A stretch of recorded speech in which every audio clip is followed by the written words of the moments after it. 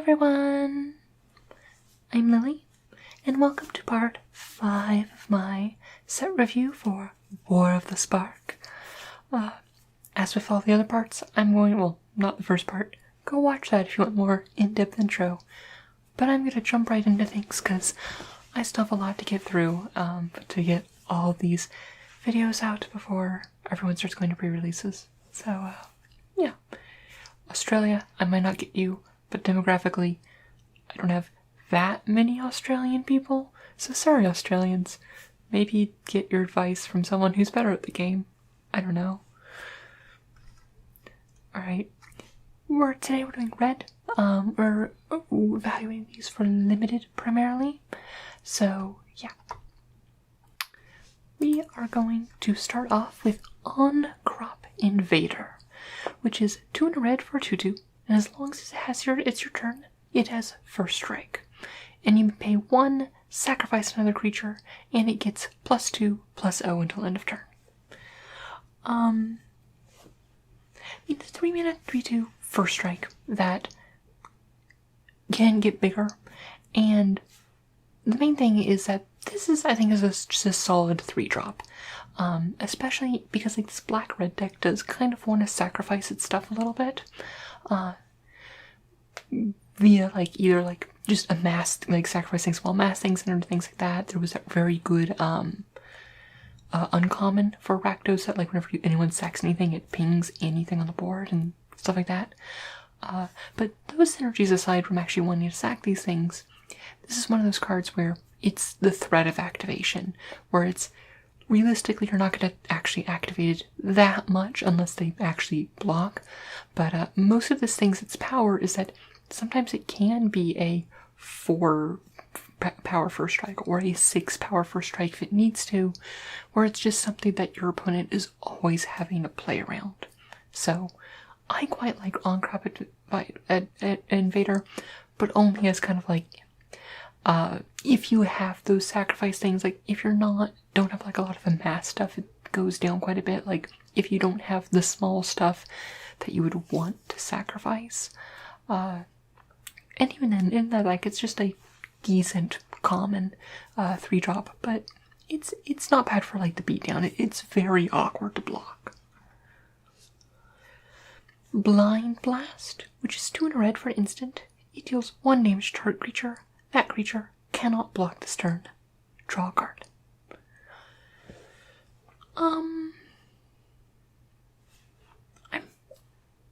I'm very medium on this in general, just because it's yes, it cantrips, but it is 3 mana. It's a very minor effect. But that said, it's an effect that is situationally useful, and when it isn't, you can just cycle it. But you are cycling it for 3 mana. However, where I love this card is the blue-red spells deck, where it wants these sort of cards that replace themselves and still gives them value for their overall theme. Where if you need playables and you're not in that deck, this is fine.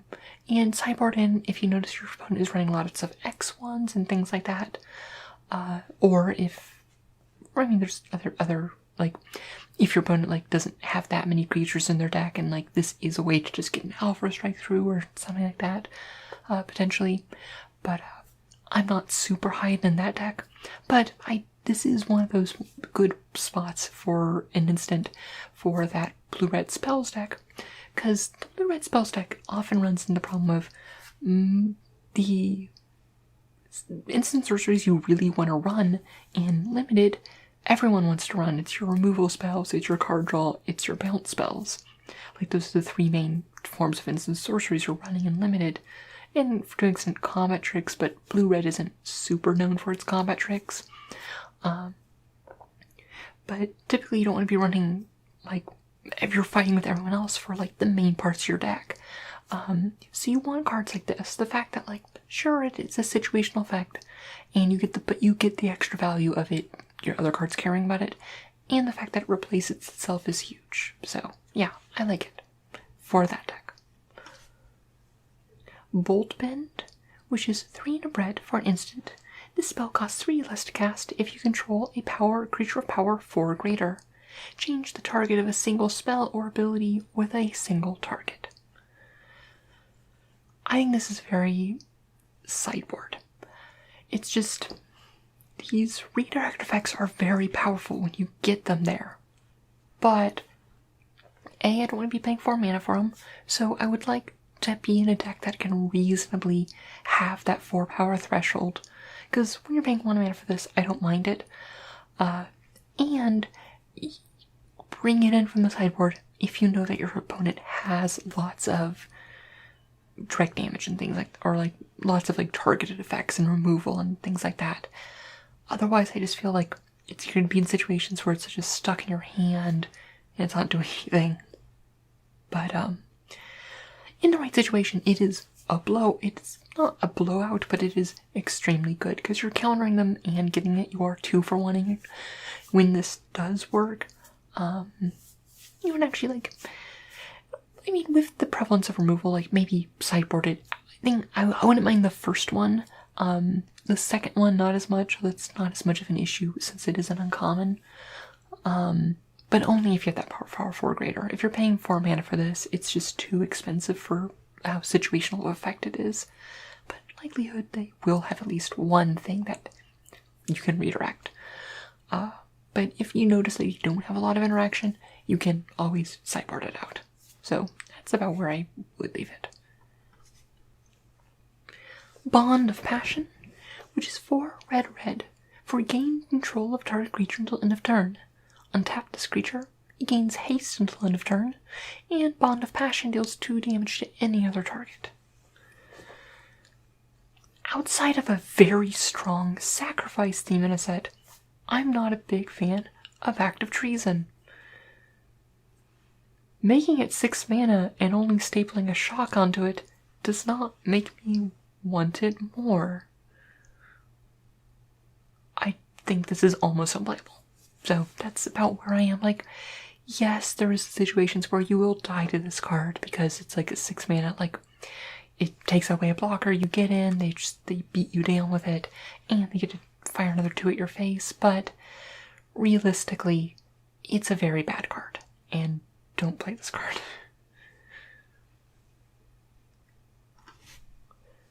Burning Prophet, which is 1 in a red for 1/3. And whenever you cast a non-creature spell, Burning Prophet gets +1/+0 until end of turn.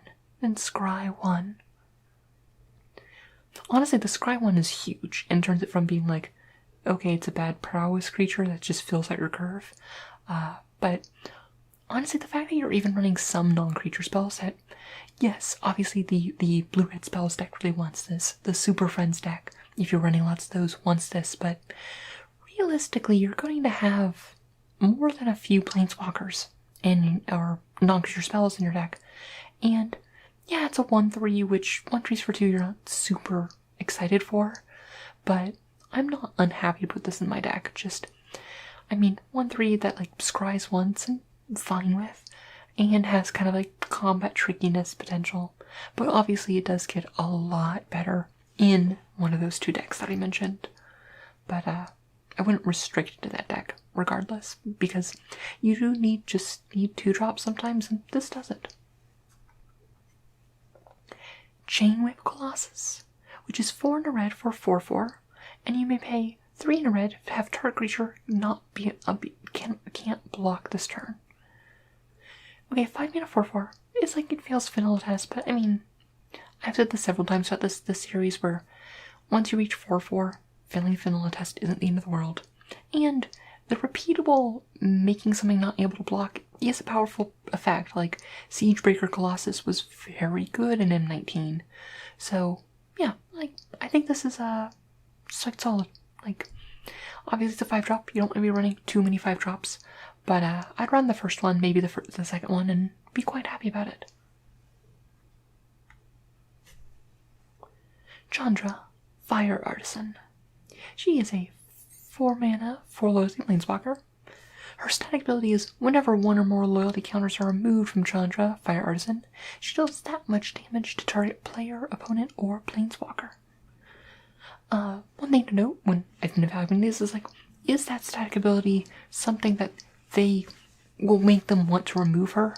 And the answer is like, not really. It's in fact, it actively incentivizes them for people them from attacking her. But the reason is they cannot let her ult, and that's why they'll have to kill them. And you get value out of that, so she doesn't protect herself per se, but she gets vengeance when she does. Her +1 is exile the top card of your library. You may play it this turn. I quite like that. Card advantage is good. And her -7, which, like, unless you have a very powerful board state can defend it, you're not likely going to get that much, get to that point. But it's exile the top 7 cards of your library. You may play them this turn. But also, more importantly, you're removing 7 counters at once, which will deal 7 damage to your opponent. So, I very much like Chandra Fire Artisan. I mean, card advantage in red is always good. And the fact that that is just inevitability, where they have to deal with it, they'll take probably a good, like, 5-6 damage from her, just getting her off the board. And if they don't, they're going to be taking a full 7 to the face. So, yeah, no, unless they kill her directly. But the fact that, like, if you think about, like, she essentially kind of like, she's a delayed lava axe, or just as well as combine that with, like, a very powerful card advantage engine. So, very high on Chandra Fire Artisan. Chandra's Pyrohelix, which is 1 and a red for an instant. It deals 2 damage divided as you choose among 1 or 2 targets. We saw this in Kaladesh Limited, and it was very medium, and that was a format with lots of, like, 1/1s running about, and I've been seeing a lot less X1s really in this format, where, like, yes, it's one of those things that it's fine, like, it's solid removal, but that said, it can hit Planeswalkers.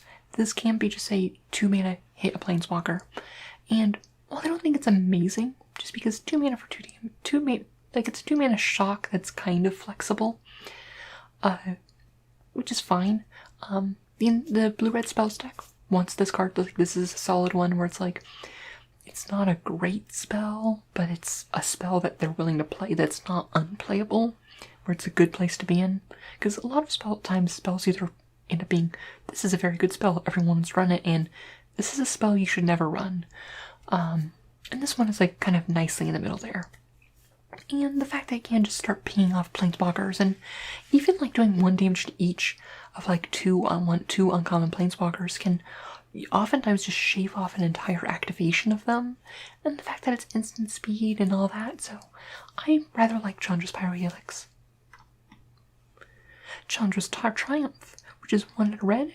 It deals 3 damage to target creature or Planeswalker an opponent controls. And if you control Chandra Planeswalker, it deals 5 damage instead. You don't really need to worry about that, because it's not a lightning strike, but it's a lightning strike that just can't go face, but can go everywhere else. And that is honestly perfectly fine, and this is a perfectly great card, and yeah. Like, it can't burn them out, but, like, being able to take out walkers is very important, and most of the times with these, like, lightning strike, you're going to want to be hitting creatures instead. So, yes, I quite like Chandra's Triumph. Cyclops Electromancer, which is a 5 mana 4/2, and when it enters the battlefield, it deals X damage to target creature and opponent controls, where X is the number of instant and sorceries in your graveyard. This is one of the ones, it's a 5 mana 4/2, which I don't like, but if it's doing at least, like, 3 damage like you are in that spell stack, this is great. Even the worst Flametongue Kavu is a Flametongue Kavu.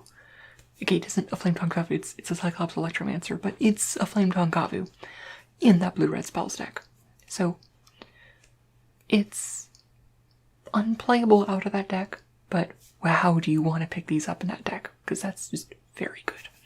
And that's about where it is. Like, I'd want to have probably at least 6 instant sorcery spells in my deck before really wanting to run this card, so that's about the threshold, I would say, just to get consistent value out of it. So, yeah.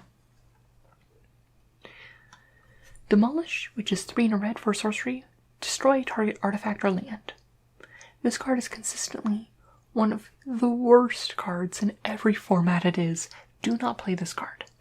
Even in the sideboard, 4 mana sorcery speed to, like, take out an artifact and there aren't that many artifacts that are worth killing, don't play this card. This is terrible. This should be the last pick every single time. Devouring Hellion, which is 3 in a red for a 2/2. As it enters the battlefield, you may sacrifice any number of creatures and or planeswalkers. If you do, it enters with twice that many +1/+1 counters on it. Obviously, this is best in that kind of like sacrifice deck. But the thing is, like, if you play this and you just sacrifice one spent uncommon planeswalker, it's a 3-mana 4/4. And, or like, you just like had an amass, like an army with just like one counter on it, enters as a 4/4. So you're gonna want to have those. Like, I feel like this set has the problems like, which I feel like are in most of the sets that have these sacrifice themes, where we just haven't seen the enablers for like the things to sacrifice. So besides like a mass and having like lots of like minor sources of a mass, I haven't seen enough where if you have the things to sacrifice, so uncommon walkers and like small like things that like incidental amass cards and things like that, I quite like this. If not, it's just not doing enough. So Dreadhorde Arcanist, which is a 1 red for a 1/3 trample. And whenever it attacks, you may cast target instant or sorcery spell to converted mana costs less than or equal to its power from your graveyard without paying its mana cost. If that card would be put into your graveyard this turn, exile it instead. It, on its own, can cast 1-drops, and the idea is like, oh, you can use combat tricks, but you're using your combat tricks before it attacks to just probably just recast that combat trick, which I guess is kind of what you're looking for. And really, combat trick tribal isn't a deck I'm looking to play, so I am just not great on Dreadhorde Arcanist. Like, maybe I'll run it if you pick it up and you happen to have, like, a couple 1-mana instant sorceries for incidental value, but I just don't like this card at all. So, yeah. Dreadhorde Twins, which is 3 in a red for a 2/2, and Winter's Battlefield, amass 2. That's 4/4 worth of stats, like with all my caveats that I said before about amass tokens, which is solid, and I quite like that. And it gives zombie tokens you control trample. This is one of those, along with the one that gives them flying and the hexproof and menace, that these are the 3 cards that you need to make the amass deck work. Because this one doesn't help with the fragility of them, but it gives them evasion in the form of trample, and that is what they are desperately needing. So, and the fact that like it just has solid stats on its own make me very much like this, and really puts you in a great position for that amass deck. Like, even if I'm in the blue-black amass deck, I'm willing to splash for this card, because it does so much for your deck. So, yes, very high on Dreadhorde Twins. Finale of Power, which is X red.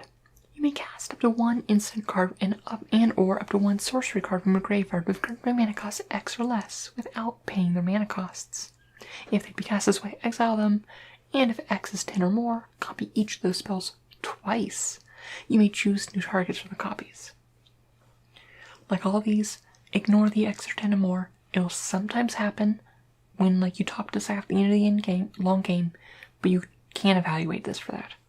So this is essentially a kind of a flashback for up to 1 instant and 1 sorcery. Where in that case, I think this is only really playable in that blue-red spells deck. Is it good in that blue-red spells deck? Yes, it's a spell itself, it does all this, like, it casts them back, and usually you're doing that. But unless you have, like, that critical mass of instants and sorceries, you're just not gonna have enough targets all the time. And I'm not huge on paying, like, 2 more, like, even if you're just getting back one of them, like, paying 2 more for a flashback cost isn't the end of the world. Where I like it there, but where it really shines is if you can get both those targets. So, yeah, like, and if you're not in that deck, sometimes you just want to flashback your 1 removal spell, which is fine. So, I'm not as, like, lukewarm on it as I was, like, the blue one, but it's not the black or white one by any means. Next up is a Goblin Assailant, which is 1 in a red for 2/2. That's it. It's a bear. They're typically not great. Mostly because it's like, you need 2 drops. And especially if it was a very fast format, like this goes up quite a bit. But this seems to be a much more grindy format, where it's okay on turn 2 and abysmal late game. And that's kind of where you want to look at your 2 drops, where is it useful being a late game? And this one is absolutely not. So, not high on Goblin Assailant. You will run 1 or 2 just to fill out your curve if you need to, but try to avoid it. Goblin Assault Team. When it is a 4 mana, 4/1 haste, and when it dies, put a +1/+1 counter on target creature you control. A 4 mana, 4/1 haste isn't really something I'm looking to do, but it is kind of like 5/2 for the stats with haste, and even then I'm not super happy about that. Like, it will usually trade with something and you'll get some value out of it, but I really want to be doing more with that counter, like if you are like paired with like white and like are doing like proliferate stuff, but otherwise I'm just very, very medium on this. So yeah, that's about where I am on Goblin Assault Team. It's like, it's just too fragile. So, yeah. Grim Initiate, which is 1 red for a 1/1 first strike, and when it dies, amass 1. This is where I have my test of amass. If amass is an add-on to a card, I very much like it. If it is part of like the main strength of the card, I don't like it. And this is part of that, where it's not even really strength that makes it passable, and it's just a 1 mana 1/1 first strike isn't super a card that I want to be running. Like, and when getting that 1 amass counter isn't something I'm also super excited about, where I'll run this and like if I have like some of the uncommon amass payoffs, but otherwise I am not looking to put this in my deck. Heartfire, which is 1 in red for instant. As additional cost to cast a spell, sacrifice a creature or planeswalker. It deals 4 damage to any target. I don't know really how to feel about this one, because like again, like apart from like spent uncommon planeswalkers, where it's like if you have several like 2 or 3 uncommon planeswalkers that you can just sacrifice for this, I like it a lot more. I'm much higher on this card, but we haven't really seen like a lot of like cheap creatures that you can sacrifice and things like that. And that said, I don't think it's bad by any means. Like sometimes you will just sacrifice a creature to get that last 4 damage, because 4 damage for 2 mana is a lot. But oftentimes you will be 2 for 1ing yourself. So like if you don't have the uncommon walker stuff, I'll run the first one. But if you have stuff that you can sacrifice that like is cheap or like has expended value and things like that, then I'm a bit more high on it, and I'm willing to run like 1 or 2 more. But it's just oftentimes it will be a liability, and the fact that it's a removal spell is that if you're behind and you don't have a board, it is very bad. So yeah. Honor of the God Pharaoh, which is 2 in red. As additional cost to cast the spell, discard 2 cards, draw 2 cards, amass 1. Am I willing to pay 1 more mana for Tremendous Voice to amass 1? And you know what? Actually, my answer is kind of yes. Like, this isn't a good card by any means, but like the blue-red spell stack likes this a lot, and yeah. So I don't think it's great. You'll run the first one, maybe the second one if you're in that spell stack, and it's one of those ones where it's like, is the amass part of the power level? Yeah, but I'm kind of willing to pay 3 mana in red if I'm like red and not in blue, so like for that card draw, especially since we didn't really see that much card draw in black, which is the other major card draw color, which makes me like, it's not great card draw, but it'll do. Ilharg, the Razebore, which is a 5 mana 6/6 trample that has like the same clauses of the God Eternals. Whenever it dies or it's put in the exile, you may put in your library. And whenever it attacks, You put a creature card from your hand onto the battlefield tapped and attacking. Return that creature to your hand at the beginning of your next end step. That second ability, like the main ability, like this unique ability of it, is neat, and it can have some cool situations, but it isn't the main strength of this card in Limited, because it's like you're not stinging out Emrakuls and stuff. You're mostly playing this as a 5-mana 6/6 trample that is almost impossible to kill. Just like all the God Eternals, I'm not going to spend that much time talking about it, just because he is very self-explanatory. And he's also great because he's the exact same stats as a Colossal Dreadmaw, the greatest card, and we'll be seeing that in next video, which is definitely in the set. Invading Manticore, which is 5 in red for 4/5, and when it enters the battlefield, amass 2. I mean, it's 6/7 worth of stats, and like 4/5 is a decent body. Like, I think it's fine. Like, it is a 6-drop. You don't want to be running too many 6-drops. It obviously goes up if you're in that amass deck, but it just has the pure stats. Like, I'd like to have it to have some evasion and like some of the synergies for my amass creatures. But yeah, no, it's fine. It's a fine 6-drop. All notes on 6-drops though apply. Jaya, Venerated Fire Mage, which is 4 in red for 5 Loathly Planeswalker. If a red source you control would deal damage to a permanent or player, it deals that much damage +1 to that permanent or player instead. Notably, this includes creatures and also says other, so it doesn't include Jaya. And her -2 is she deals 2 damage to any target. I don't mind this. Like, obviously, you're not like this isn't one that I would really want to like going out of my way for like on the splash for like if I'm trying to make the Super Friends deck work, because it really wants you to be like majorly red, because it kind of has a situation where like it gives all your red creatures +1/+0, as well as making all your burn and red removal. Where, fun fact, Jaya just wants you to have more red stuff. And the fact that she has 2 shocks attached to her make me like not mind her.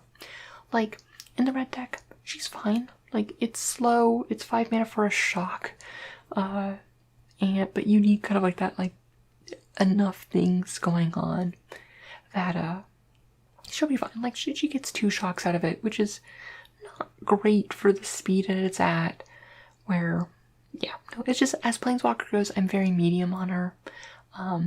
It isn't really an ability that or even tick down that, like, your opponent's gonna go super out of their way to get rid of, so yeah, no, it's like, if you have lots of burn and stuff in your deck, if you have the, like, Chandra's Triumphs and, she makes Chandra's Pyrohelix very good. Chandra's Pyrohelix goes up because then turns to Pyrohelix equals 2 damage, 2 mana, 2 shocks, and that I very much like.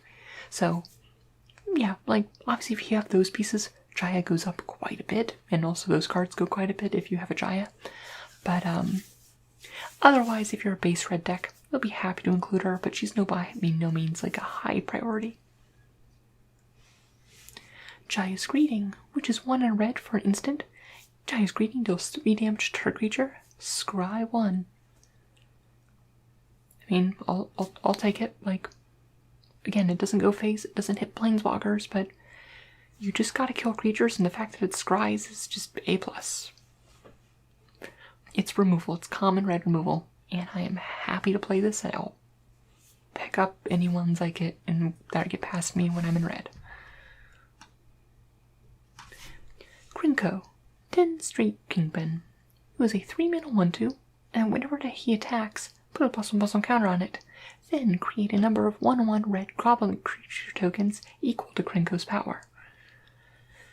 It's essentially the first time he attacks, by the first time he's doing something, he is a 2/3 that comes with 2 1/1s.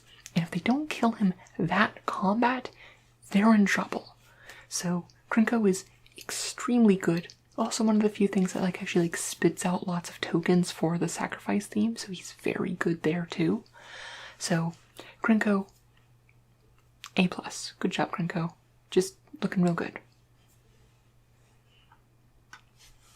Mizium Tank, which is 1 red for 3/2 trample. Whenever you cast a non-creature spell, Museum Take becomes an artifact creature and gets +1/+1 till end of turn. Crew 1. I actually quite like this. Like, sometimes if you don't have a non-creature spell, like, you want to, like, you just have to crew 1, but crew 1 is not a hard thing to get. And it is a 3/2 trample, which isn't the best thing, but you get to hold up it for like tricks and things like that.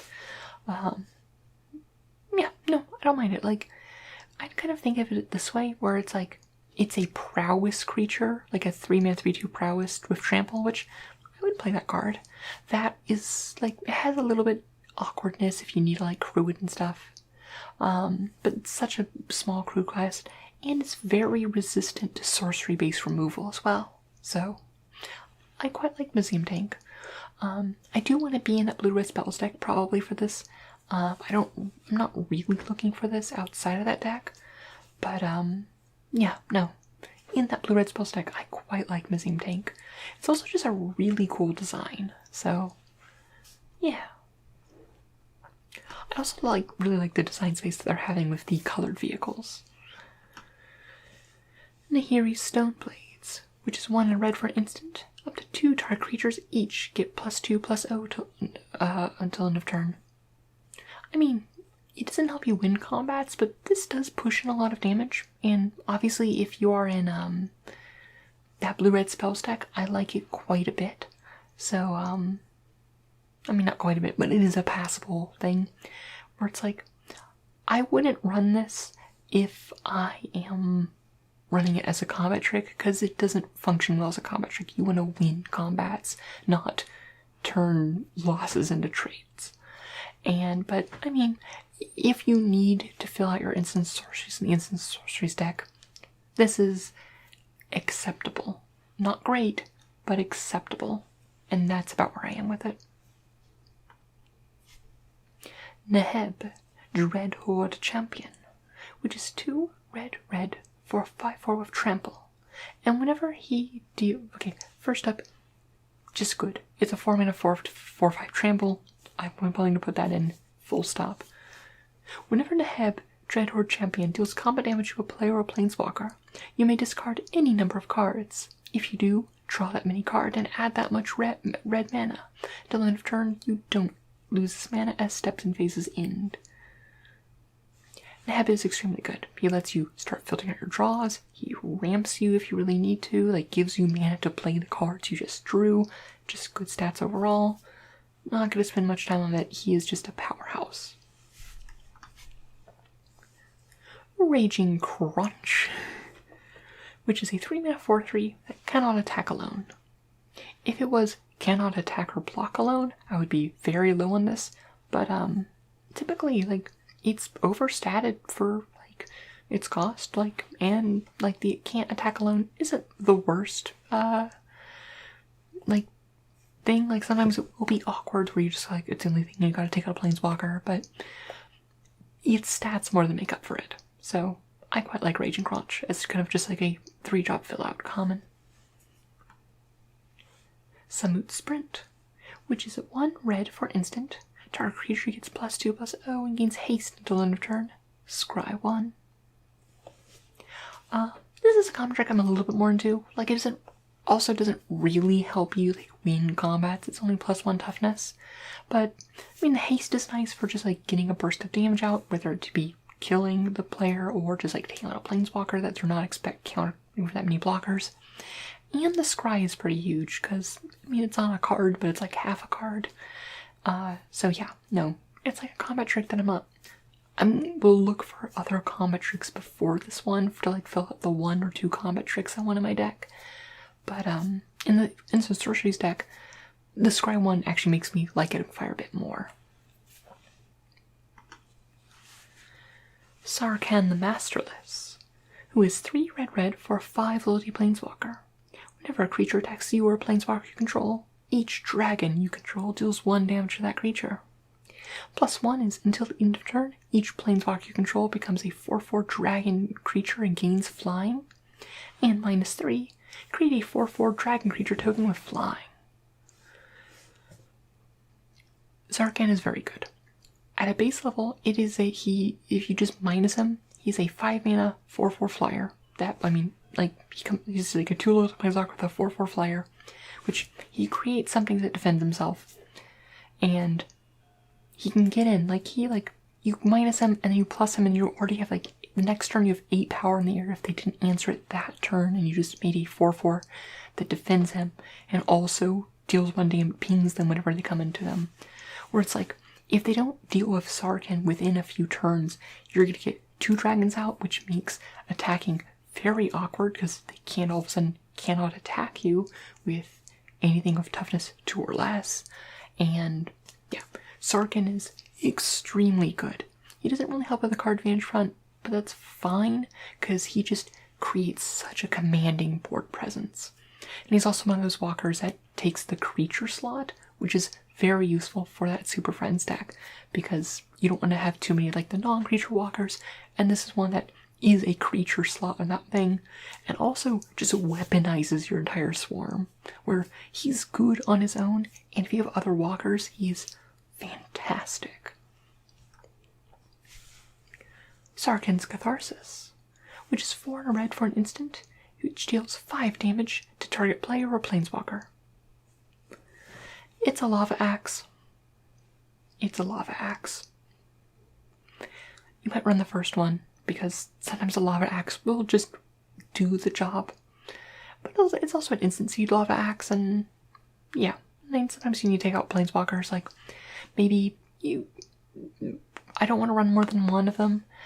Maybe run in a second if my opponent is running lots of planeswalkers. I just need to take out. But yeah, no. Gross. I'm having to say good things about red cards, and this, I hope you appreciate how hard this is, because I hate playing red. I don't understand why anyone likes it. Yeah, it's gross. It does all this direct damage, and it's just disgusting. Spellgorger Weird, which is 2 and a red for 2/2, and whenever you cast a non-creature spell, put a +1/+1 counter on him. I quite like this, especially in that instant sorcery spell deck. This is a major payoff, where this can grow quite quickly in that deck, and as soon as you cast your first non-creature spell, which is not hard to do when you're in that deck, and even if you're not in that deck, this is acceptable if you need a 3-drop, but just the fact that all your instant sorceries are now adding power to your board, and just cast 1, you got a 3/3 for 3, which I'm quite happy with in Limited, so very, very good on Spellgorger Weird. This is be one of those cards which the instant sorcery deck is definitely be yeah, I would like 2 to 3 of these, and if I get those, I am very happy. Tibalt, Rakish Instigator, which is 2 and a red for a 5 loyalty planeswalker, with your opponents cannot gain life. That isn't super relevant. Life gain isn't a major theme like I've talked before. There's something to have incidental life gain and it'll stop that. But it isn't the end of the world. That isn't the most backbreaking part of him. And his -2, which is create a 1/1 red devil creature token. When this creature dies, it deals 1 damage to any target. And he can do that twice before he dies. I quite like Tibalt quite a bit, actually. Because this is one of the first things we've seen that that isn't a rare, which is he creates things that sacrifice very well. And even then, paying 3 mana for 2/1/1s that ping something when they die is something I'm perfectly willing to play. I started playing the game back in Shadows of Innistrad, and there was a lot of 1/1 red devils running around that ping things for 1 when they died, and they were just real solid. And the fact that they can off planeswalkers or take off an uncommon thing for an activation and things like that makes me quite like Tibalt quite a bit. And he's also one of those planeswalkers that does kind of take the creature spot, which is very important.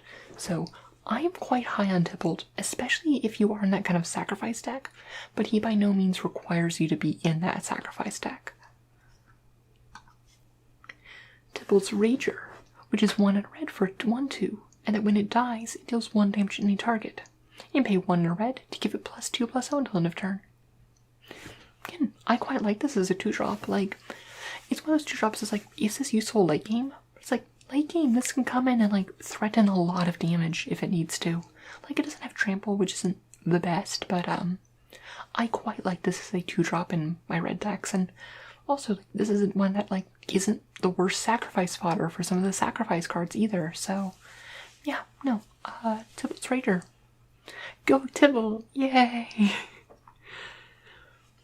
Turret Ogre, which is a 4-mana 4/3 with reach.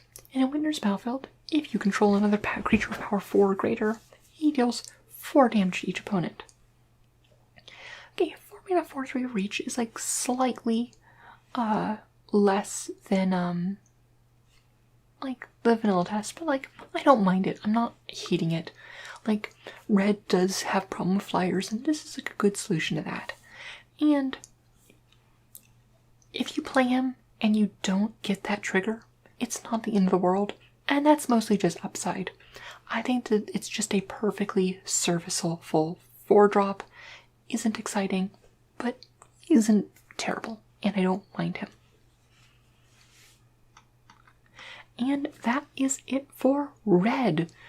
Wow, I'm just like, I had to say good things about red, but actually red is looking quite nice. I do like red quite a lot. It has a very clear plan. It likes to burn. It has lots of good removal for a lot of small things, which is just something to keep in mind. I feel the 4 toughness threshold is actually going to be very important, just because, like, didn't we say like 3 different cards that like that were like red removal spells that dealt 3 damage? So it's like, that's going to be kind of important. Okay, that threshold has always been important. Fun fact, Lightning Bolt's a card, but it's also relevant in this set. So